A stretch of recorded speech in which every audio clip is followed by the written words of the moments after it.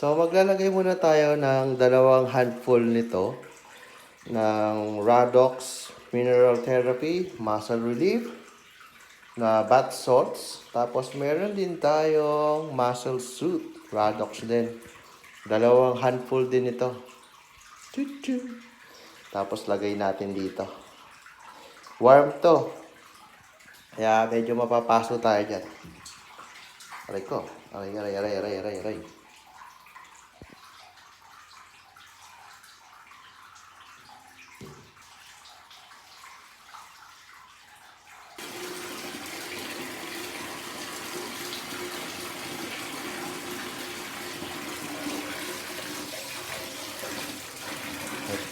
Nice!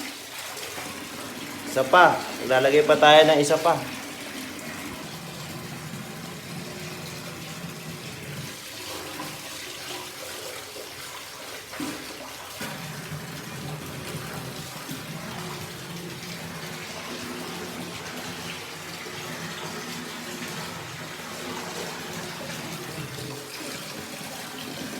Masarap pag talagang warm.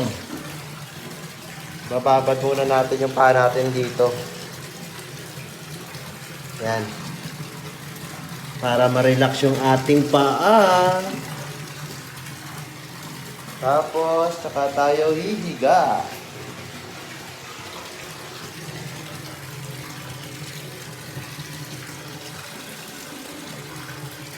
Bawasan natin. Kailangan ramdam natin yung init.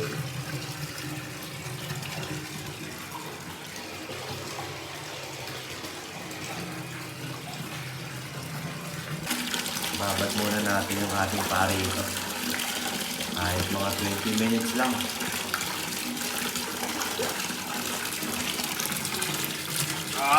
Ramdam ko na yung init!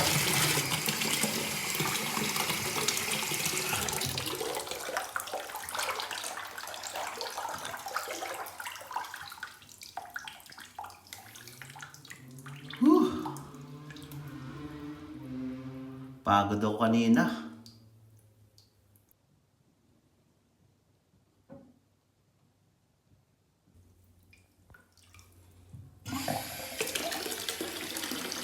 Dami-dami na rin itong naipon kong tubig. Pwede na to.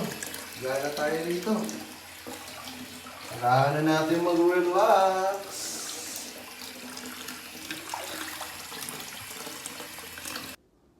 We're going down.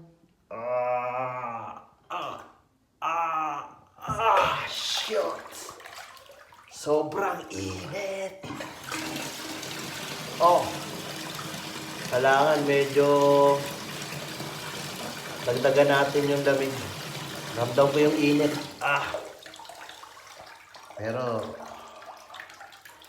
ayan, okay na. Higa tayo. Ouch. Grabe, sakit sa likod. Ang sakit ng init sa likod. Yung init niya, sobra. Nasobra niya ako sa init. Pero ramdam ko yung sarap. Grabe. I can feel it. Sarap, grabe. Magandang combination yung dalawang Radox na yun. Muscle Suit at saka yung peppermint. Nagkulay, ano siya, may pagka ganyan, kagaya nung nasa likod kong towel. Nagganyan yung kulay niya. Sarap. Pero may hinahanap pa akong isang ano siguro ganyan din na brand, pero gusto ko yung medyo bubbles, yung as in nagbabubbles ng matindi. Bali, nag-vacuum na ako ng kwarto ko. At saka yung konting hallway doon. So yun lang muna kasi pagod na ako eh. Hindi ko na kayang i-vacuum yung buong bahay. Pati yung sala, kitchen. Pagod na ako. So, bahala naman yung iba gumalaw. Kasi kung ako lahat ang gagalaw, tapos wala namang bayad, my goodness. So, ayun. Bali, yung likod nito, meron yung parang balcony na yun, nilinisan ko siya.